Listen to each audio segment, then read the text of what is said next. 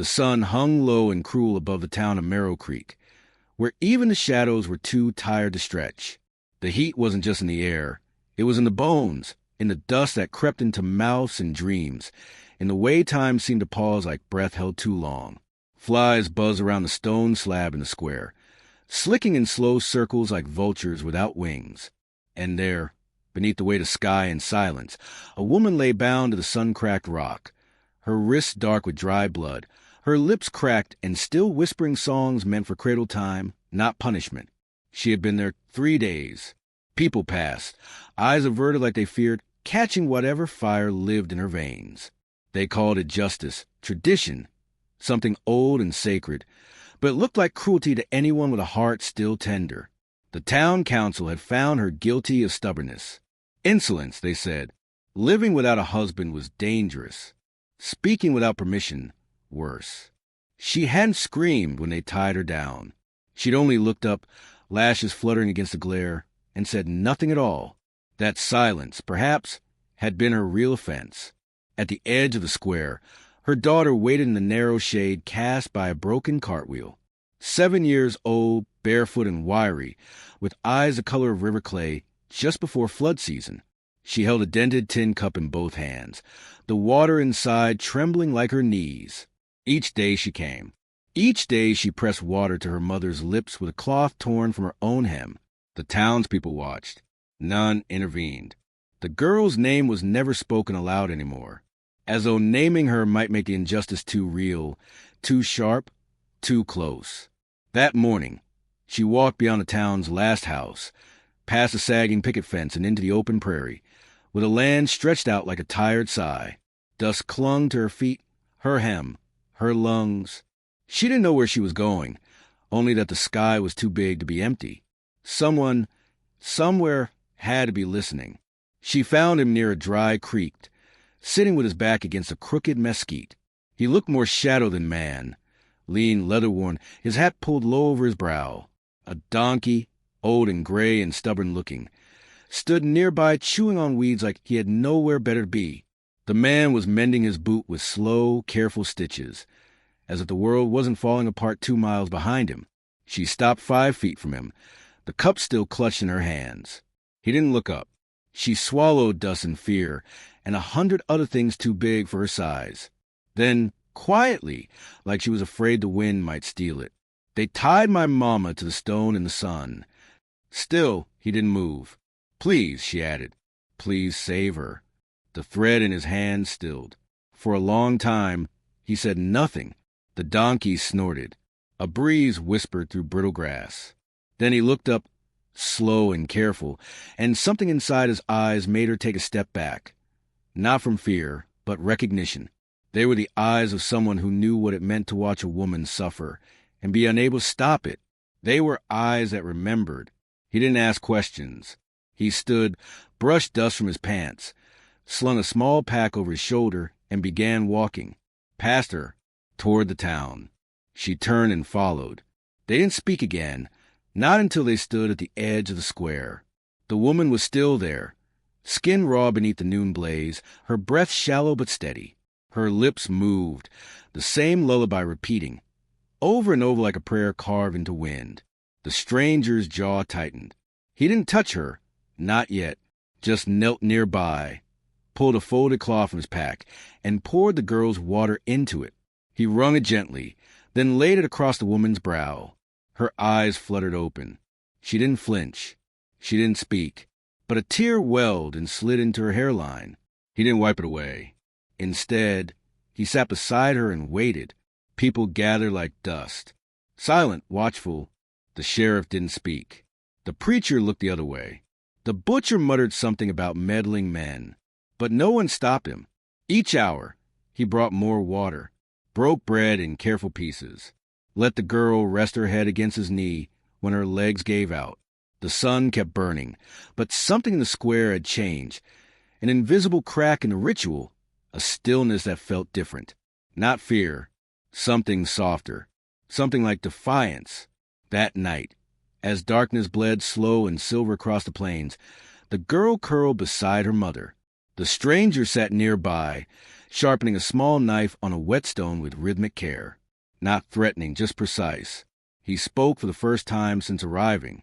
Who tied her? No one answered. His voice was low, but it carried. What law lets a child watch her mother die for being alone? The silence was a living thing now. Breathing. Watching. In the distance, coyotes howled like lost souls. The girl stirred. "Will they take you too?" she asked. He didn't answer. Instead, he looked up at the sky, where stars had begun to blink into view. And in the reflection of his eyes, the firelight caught something that had nothing to do with flame. It was grief and fury, and something else too, something steadier, older, like a vow passed down between generations of men who had once failed to protect someone they loved. He didn't sleep that night, and when the sun rose again, hot and merciless, he was still there, sitting at her side, offering water with hands that shook just slightly, like they remembered too much. By dusk, the town had learned his name, but it was a girl who whispered it first, when her mother finally opened her eyes and found him watching her with something that wasn't pity. She said it soft as wind through cotton. And when her mother turned to see the man she'd never met, but somehow already knew, she smiled. Then she wept. And in that moment, the girl did not feel small or helpless or alone. She felt like someone had heard her and stayed. He didn't ask for a place to sleep. He simply stayed. The second day, he laid out his bedroll beneath the cottonwood tree at the edge of the square, close enough to reach her if the shaking returned. The girl brought him a corn cake wrapped in cloth, the kind her mommy used to make before their cupboard emptied into silence. He nodded once in thanks, tore the piece in half, and gave it back to her. She ate without speaking. He watched the wind roll dust over the old wooden signs, over the boots of men who stared too long and said too little. The woman's lips moved again at dawn, soundless, trembling with effort. He knelt beside her and held the damp cloth to her mouth, his hand steady even as hers shook like a leaf tethered by will alone. She tried to lift her wrist. Failed. He adjusted her arm gently, wrapped his scarf around the burn, and murmured something only the wind could catch. She opened her eyes a crack, recognizing nothing, yet flinching from nothing. There was something in his stillness that spoke louder than words. She didn't ask who he was. Some part of her already knew he was not here to leave. By noon, the sheriff arrived. Hat pulled low, boots loud on the cracked stone. "You ain't from here," he said. The stranger didn't rise, just kept applying salve to the woman's wrists, slow and quiet. "Don't get in the way of things that ain't your business." "She's breathing," the stranger replied, his voice like gravel under a stream. "That makes it mine." The sheriff shifted his weight, uncertain. No one had spoken to him like that since the flood 5 years back. The stranger's hands didn't pause. He stayed by her side while the sun crept across the sky like a prisoner dragging chains. When flies gathered near her wounds, he waved them away with a strip of muslin. When her throat clicked dry, he tipped a spoonful of broth between her lips. He said almost nothing, but the girl, watching him from her place under the cartwheel, saw how carefully he touched things, how his hands worked like he was repairing something precious and broken, something not his, but loved all the same. That night, she brought him a drawing, just a stick figure under a crooked sun, a stone square beside it, a smaller figure, arms outstretched. He took it without comment, folded it, placed it into a tin box he carried at his belt, alongside a small carved horse and a yellow ribbon faded by years. She didn't know what that meant, but he kept it. That was enough. On the third morning, the woman coughed blood. The sound startled birds from the well rafters. The girl screamed. He caught her mother's shoulders, held her steady. Then, without asking, he untied the binding rope from the back of the stone and lifted her, slow, deliberate, like he was lifting the world. No one moved. He carried her into the shade of the cottonwood, laid her down on his bedroll, wrapped her in his own coat. He wiped her mouth, gave her water, held her hand until her breathing steadied. A murmur ran through the crowd. She wasn't freed, the butcher muttered. "Punishment ain't over," someone whispered. "She'll die," the stranger said simply. "I won't watch that."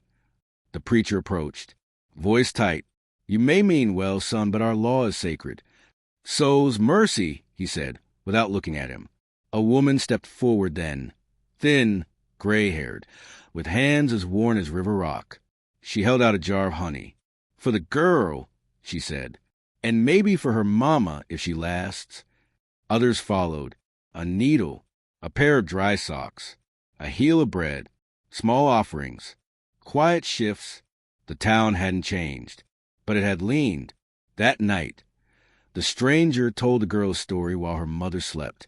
"When I was your size," he said, "my mama was accused of stealing grain she didn't take. She was tied to the same kind of stone. In another town, another heat. She didn't ask what happened next. She didn't have to." He looked away. His voice went quiet. I watched her cry without sound. The girl leaned her head against his shoulder. For the first time in years, she felt like maybe someone else knew the shape of her pain. Maybe her story wasn't just her own. The fourth day, the woman opened her eyes fully, looked at him, not as a stranger, but as someone whose name she hadn't yet spoken but already trusted. Her voice cracked when she tried to speak. So she didn't. She just looked, and he looked back with nothing but calm. Later, when she slept, the girl asked him, "Are you a doctor?" "No," he said. "A preacher?" "No." "Then why were you helping us?" He paused. "I remember what it's like," he said softly, "when no one helps." The wind picked up that night, blew dust across the square, over the stone slab now abandoned and lonely. The sheriff didn't come again. The preacher stopped speaking. The town held its breath, unsure if it had just watched a man break the law, or build something better than it. By the fifth morning, the woman could sit up with his help. Her hand still trembled, but she held her daughter's fingers and smiled with lips bruised by sun. The girl pressed her head to her mama's side and laughed for the first time in weeks. The stranger rose to fetch more water. "Wait," the woman rasped. He turned. What's your name?" He looked at her for a long time, like he wasn't sure he still had one worth saying. Then, at last, he replied, "Call me whatever you want." And he smiled, not wide, not quick, but real. That night, after fire burned down embers and her breathing evened out beside the cottonwood roots, the girl placed her drawing of the stone under a flat rock and walked it to the edge of the square. She buried it, and as she did, she heard footsteps behind her, soft, careful, coming closer. She turned, and the stranger knelt beside her. He placed something in the dirt beside her drawing. It was a yellow ribbon, and in the dark, as wind swept gently over Merrow Creek, he whispered more to himself than anyone. She didn't die alone this time. The stone lay bare now, washed clean by a sudden rain that had swept through the plains as if summoned not by weather, but by mercy. It glistened beneath the morning sun, an empty altar robbed of its victim. The town, too, seemed changed by the storm. Its dust pressed down, its silence softer, more listening than judging. Yet the eyes of the people had not fully shifted. They watched from behind curtains and cracked shutters, their judgment half-formed, their hearts unsure what to believe now that tradition had been interrupted. The woman no longer lay beneath the cottonwood. She sat upright on a stool beside the well, wrapped in the stranger's coat, her hands still blistered but stronger. Her daughter stood close, one hand on her mother's thigh, the other clinging to man's weathered fingers. He let her hold on, saying nothing. In the market, women no longer turned their backs entirely. One left a basket of sweet potatoes on their step. Another offered goat's milk without asking for coin. No one apologized, but the offering spoke louder than words, and the woman, once punished for surviving, began to feel something strange in her chest. Weight, yes, but of the kind that grows things. She tried walking the edge of the square that afternoon. The stranger offered an arm, but she refused, taking the pain like a price worth paying. Her legs wobbled with the first steps, and the girl clapped when she made it 3 paces without falling. The townsfolk watched from a distance, unsure if what they were seeing was a recovery or a rebellion. By evening, she had made it across the square and back. That night, they lit a fire again, and the stranger sharpened his blade in silence. The girl braided a piece of dry grass and wrapped it around her mother's wrist like a bracelet. I used to wear silver, the woman said, her voice dry but rising, before everything rusted. You still shine, the girl said.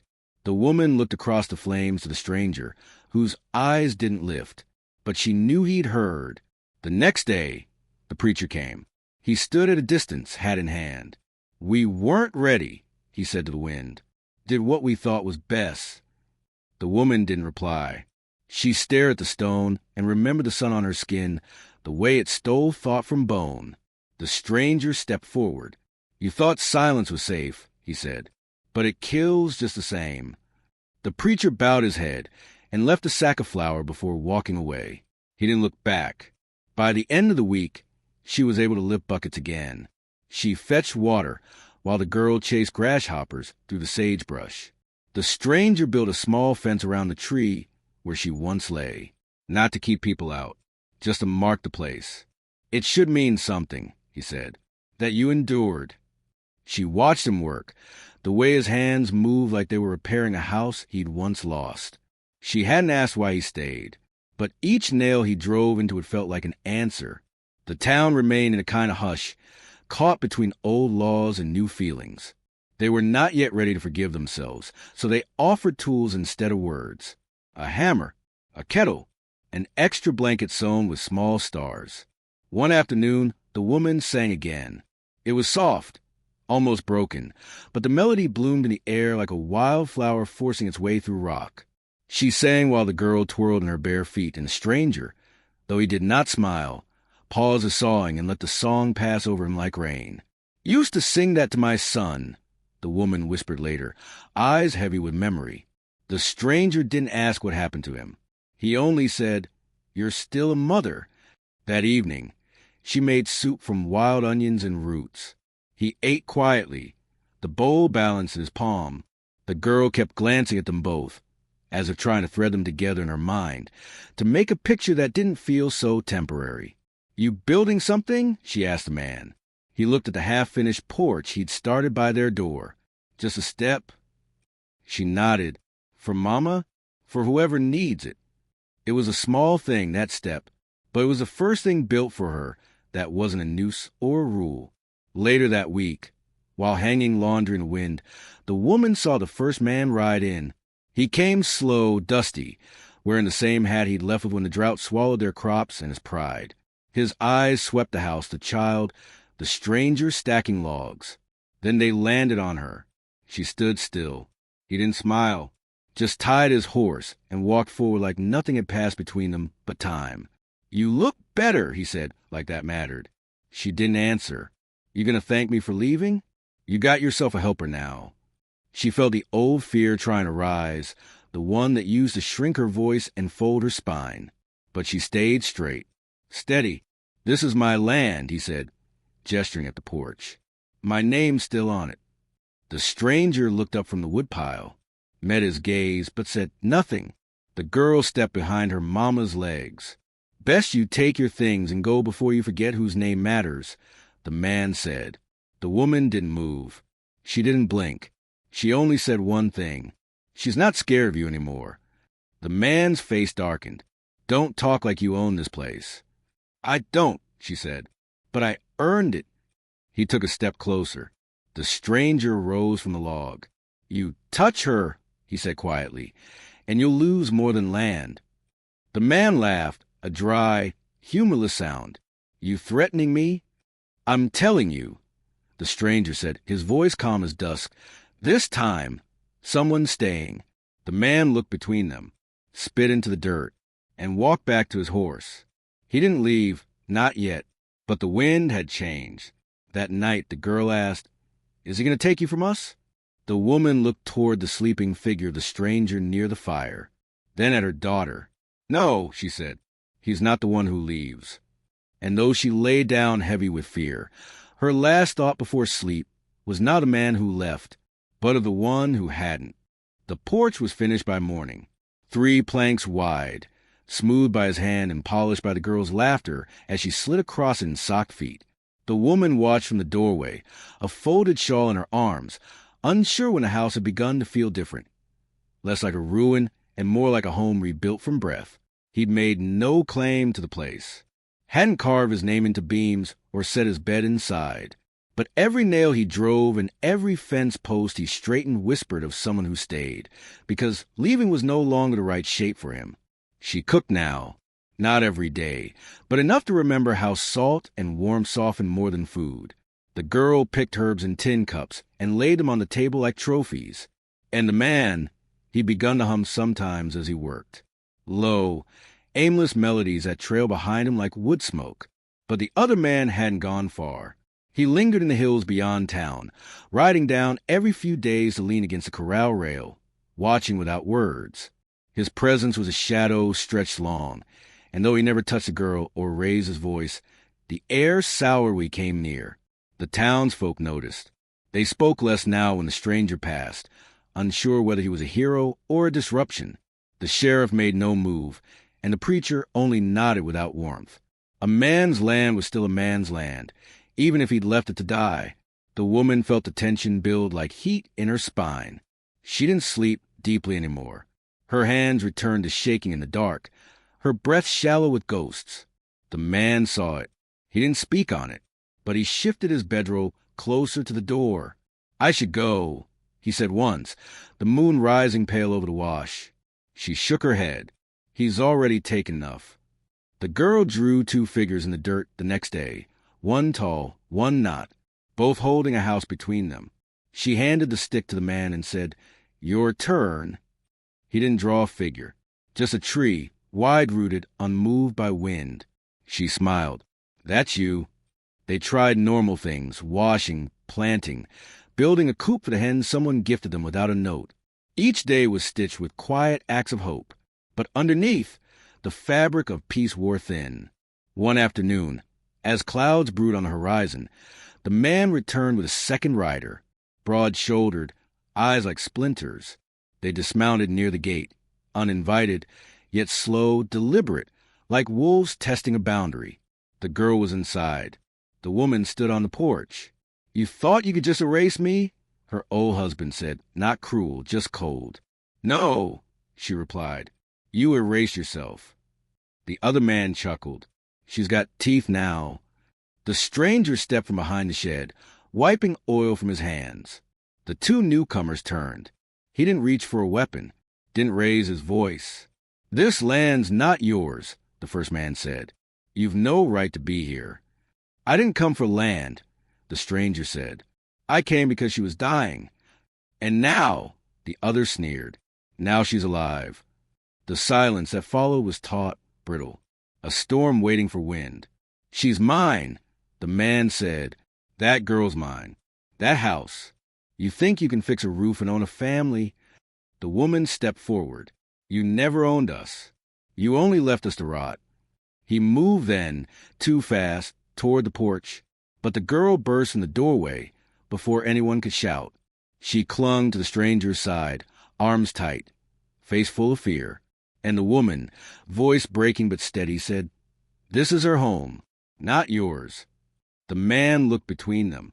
Something flickered in his eyes, not guilt, not yet, but doubt, like maybe he just noticed the tree had grown without him. The stranger knelt beside the girl, whispered something only she could hear, then stood. He faced both men, his hands empty. "If you come to tear something down," he said, "you'll have to do it in front of the whole town." And as if called by some unspoken echo, the people of Merrill Creek began to gather. First 2, then 6, then more, wordless, wary, but present. The preacher, the widow, even the sheriff. No one spoke, but their silence was not permission this time. The men on horseback looked at the crowd, then back at the porch. "She ain't worth this," the second man muttered.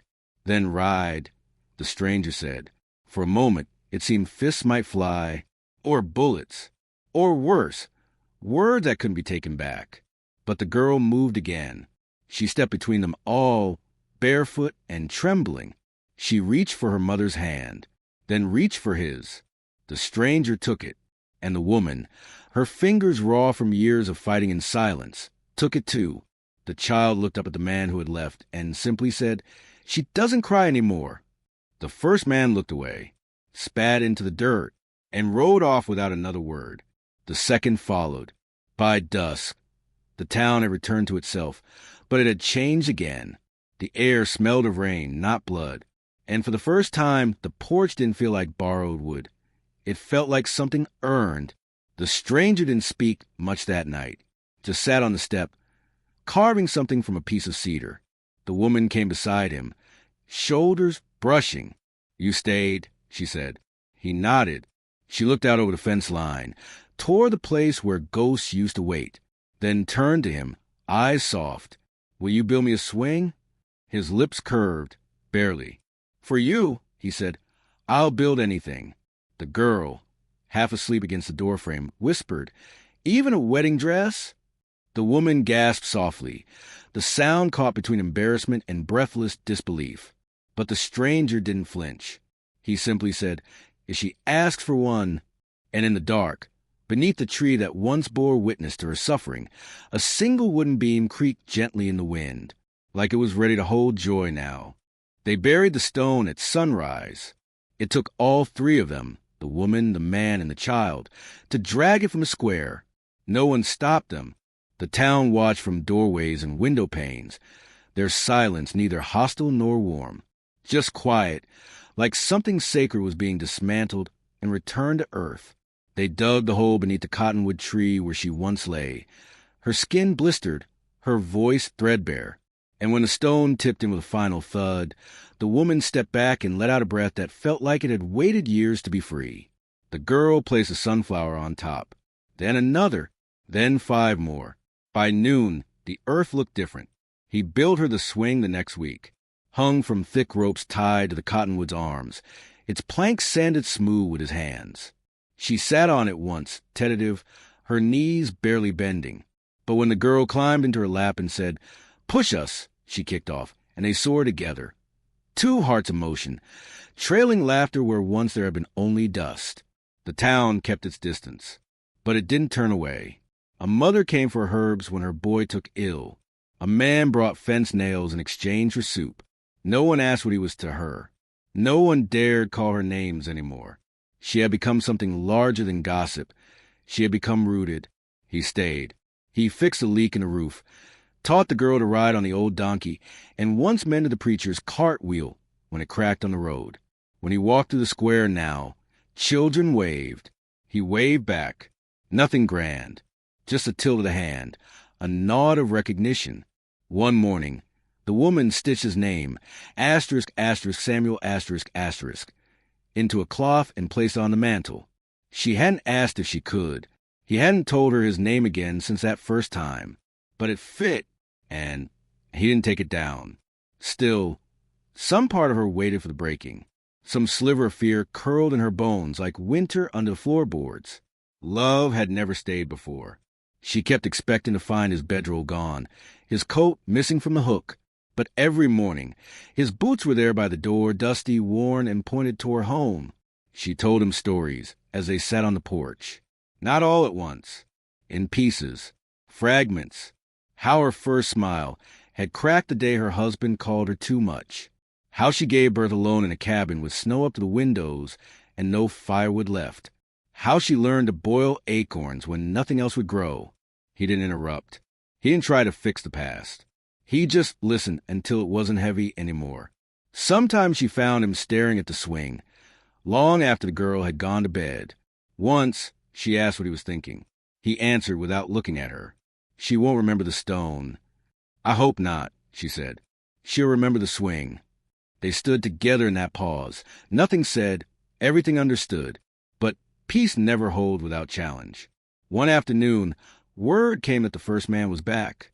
Not in town, but near enough, camping in the canyon. Not alone. This time, he wasn't coming to speak. The sheriff stopped by the house, hat in hand. He's got 2 riders with him, armed. I like to think he's bluffing, but I've known the man too long. Samuel looked at the woman. He didn't speak for her. She stepped forward. "I won't run," she said. The sheriff nodded and left, and the sky darkened. That night, the girl slept between them for the first time. In the dark, the woman whispered, "If something happens." "Nothing will," he replied. "But if it does," she said, Promise me you'll protect her." He took her hand in quiet and kissed her scarred palm. "I already am." The next day passed in stillness. A hawk circled overhead. The preacher walked by without speaking. A black ribbon fluttered on the church door. No reason given. No sermon called. By evening they came. 3 riders, coats open, guns at their sides. They rode slow through the square, not looking left or right, only forward. The people didn't scatter. They didn't intervene either. Just watched. The town was holding its breath. They dismounted outside the house. The girl stayed inside. The woman stood in the doorway, her hands at her sides. Samuel walked down the steps, quiet and steady. The first man smirked. "Still think you own her?" "I never did," Samuel said. "But I love her. She's mine." The woman stepped beside Samuel. "I was never yours. You just left your name behind like a bruise." The second rider moved his hand toward his holster. The third flanked wide. Samuel didn't flinch. From behind, the sound of boots came. One by one, the townsfolk arrived. The sheriff, the preacher, the widow, even the butcher with his blood-stained apron. They carried no weapons, but they carried presence.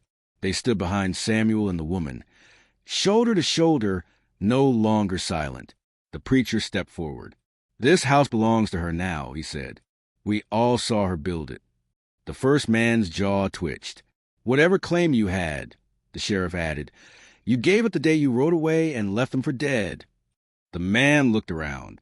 He didn't find the fear he was expecting. Only faces. Only roots. He spat in the dirt, turned his horse, and left without another word. The others followed. The dust rose behind them. But this time, it didn't settle on the house. That night, the swing creaked in the wind. Samuel sat beside it, knife in hand, carving a small wooden flower. The woman joined him. She didn't speak. He placed the flower in her palm, rough and unfinished. "I ain't much for ceremonies," he said. "I don't need one," she replied. "But if you want a dress," he added, "I'd like to give you a name that no one can take."